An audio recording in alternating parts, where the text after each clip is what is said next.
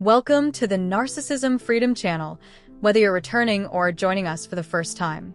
This is a sacred space where healing is honored, truth is spoken, and spiritual growth is supported. If you've been struggling to heal after a narcissistic relationship, know that you are not alone. So many have walked this painful path, questioning their worth, losing sight of who they are, and wondering if they will ever feel whole again. The good news is that healing is not only possible, it's promised to those who are willing to do the deep, inner work.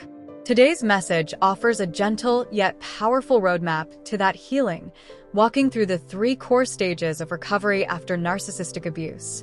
As we move through each stage, may you be reminded that healing is not linear, but every step forward is a step closer to emotional freedom. Narcissistic abuse is unlike any other form of emotional or psychological harm. It cuts deeply, not just because of what was done to you, but because of the confusion it leaves behind. A narcissist doesn't just mistreat you, they manipulate your reality. This is why the first stage of recovery is understanding the trauma. Many survivors find themselves stuck here, spinning in circles trying to make sense of what happened. You may find yourself asking if it was really that bad, or if you're overreacting. That's the effect of gaslighting, the repeated and strategic denial of your experience until you begin to question your own judgment. Narcissists distort truth so consistently that you start to believe their version of reality over your own. That confusion is not a weakness, it's a symptom of emotional abuse. In this first stage, naming the abuse for what it was is essential. You're not crazy. You're not too sensitive. You were manipulated. You were controlled. You were conditioned to doubt yourself.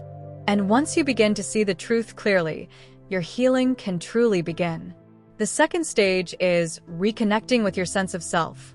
After enduring the chaos of narcissistic abuse, you may have forgotten what it feels like to trust your intuition.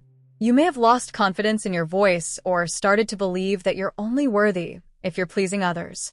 This is the time to rebuild your inner foundation.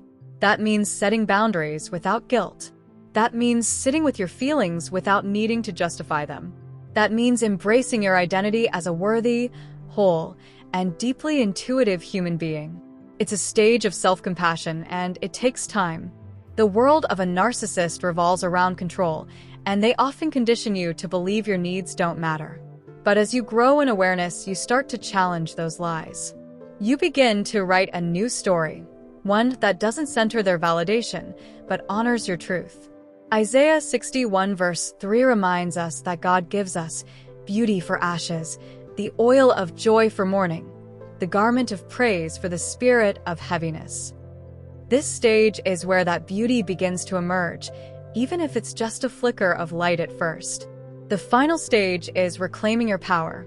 This is where your boundaries become firm, your voice becomes clear, and your peace becomes non-negotiable. You stop apologizing for protecting your energy. You stop explaining your worth to people who refuse to see it. You stop entertaining relationships that mimic the patterns of your past. Reclaiming your power doesn't mean you'll never feel pain again. It means that pain no longer defines you. It means the narcissist no longer holds emotional real estate in your mind. This stage is deeply spiritual because it often involves forgiveness, not for their sake, but for yours. Forgiveness does not mean reconciliation. It means releasing the hold they had on your heart so you can walk freely in your future. You may find yourself drawn to solitude more than before. You may start to notice how peaceful silence feels. That's not loneliness, that's healing. That's clarity. That's restoration. Healing from a narcissistic relationship takes courage. It takes faith. And it takes a willingness to sit in the discomfort long enough to transform it. But you're not broken. You are becoming. And you are deeply loved by a God who saw every silent tear and is now guiding you toward peace. Every day you choose to show up for yourself, even in small ways, is an act of power. And every time you speak your truth, you're breaking the cycle for generations to come. If this message has reached you today, trust that it was meant to. You are not alone on this journey. And if you feel led to support the growth and awareness of this channel, the details are listed below in the description. Your support helps us continue to reach others who are ready to rise from the ashes and reclaim their light. Thank you for being here. Keep healing, keep growing, and most of all, keep walking in your truth.